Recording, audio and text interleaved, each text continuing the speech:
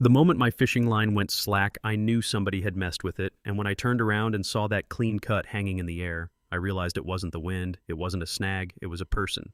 And yeah, that was the exact second my quiet Saturday morning turned into something I'd end up explaining to lawyers, reporters, and about 10 million strangers online. I looked at the guy behind me and said, real calm, "Did you just cut my line?" And he goes without blinking, "Sure did. You're in my spot." Now you gotta understand something about me before we go any further. I'm not a fighter. Never been one. I'm a school counselor. I spend my weekdays talking teenagers down from panic attacks and bad decisions. So when the weekend hits, I come out to the pier for silence, not drama, not ego, contests, just the sound of water and the chance to think straight for a few hours, you know what I mean? I'd been there since before sunrise that morning. Thermos of coffee, folding chair, the same graphite rod I saved months to buy the air cold enough to bite your fingers. Sky just starting to turn from black to gray. And I picked a spot near the end, because every fisherman knows that's where the current rolls, and the fish like to hang out first come, first served, oldest rule in public space history. And for 3 hours that rule held true. Nobody bothered me. I caught a couple small ones, tossed them back, just breathed. Then this guy shows up, mid-30s, maybe boots, flannel jacket, baseball cap pulled low like he's hiding from a camera that isn't there. And instead of saying good morning or asking how the water's running, he reaches into his pocket, pulls out line clippers, leans over my shoulder and snip. Just like that, like cutting a loose thread off a shirt. I stared at the line, then at him, and when he said it was his spot, I told him, "Man, this is a public pier," and he leans closer, real smug, and goes, "Not to me. Folks around here know better. You should too." Now, I've lived long enough to recognize a sentence that means more than it says, that tone that carries history in it, the kind that doesn't need to mention race or power because it's baked into the delivery.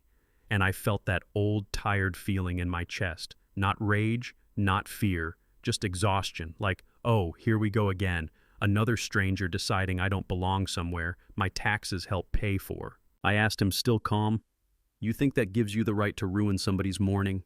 And he shrugs like we're talking about the weather and says, "Means you find another rail. Simple." And right then I knew two things. One, he wanted me to snap so he could play victim, and two, I wasn't going to give him that show. So I pulled out my phone and started recording. He smirks and says, "Go ahead. Show the cops. They know me." That confidence, man. That kind of confidence only comes from somebody who's never been told no in a situation like that. Around us, there were people watching but pretending not to, an older guy fiddling with his reel like it suddenly needed surgery, a woman walking her dog who sped up once she heard the tone in his voice, and that silence felt louder than shouting because silence can be agreement if you let it. A few minutes later, a patrol truck rolls down the Pier wildlife officer doing her morning round. She steps out and asks what's going on. And this guy points straight at me and says I'm crowding him and being aggressive, just lying smooth like he rehearsed it, and I hold up my cut line and say, "Ma'am, I've been here since dawn." He cut this and I've got it on video. She watches the clip, looks at him and asks, "Is that you?" Admitting you cut his line, and suddenly that confidence drains right out of his face. He starts mumbling about how I wouldn't move, and it's his spot, and she shuts it down fast.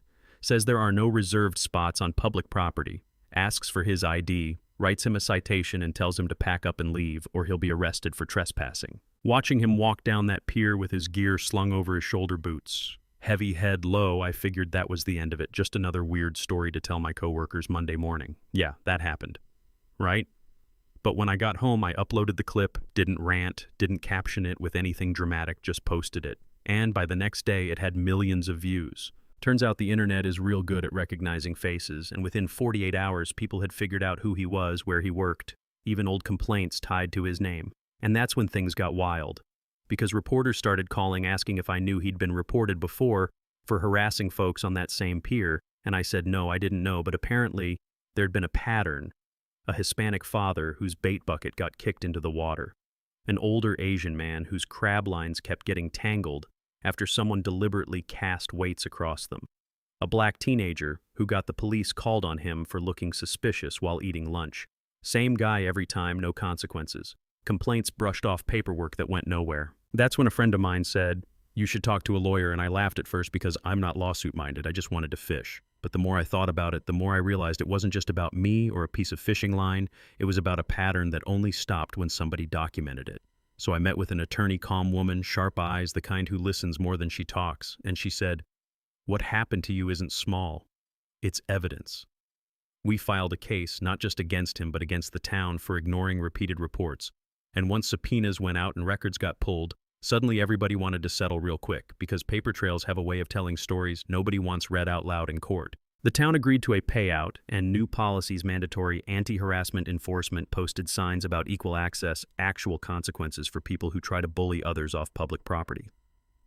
And me, I used part of that settlement to pay off debts and help my family, but the rest I did something I dreamed about since I was a kid. I bought a used charter boat, fixed it up, painted the name Open Water on the side, and now every weekend I take kids from the city out past the harbor. Kids who grew up close enough to smell the ocean but never had a chance to stand on it. And I show them how to bait hooks, how to read tides, how to be patient, how to stand their ground without raising their voice. Meanwhile, the guy who cut my line, well, his story went a different direction. His job let him go after the video spread, legal fees piled up. His marriage didn't survive the attention, and last I heard he'd moved inland, working nights at a warehouse nowhere near water. And listen, I don't celebrate that, I really don't, because losing everything is heavy, no matter who you are.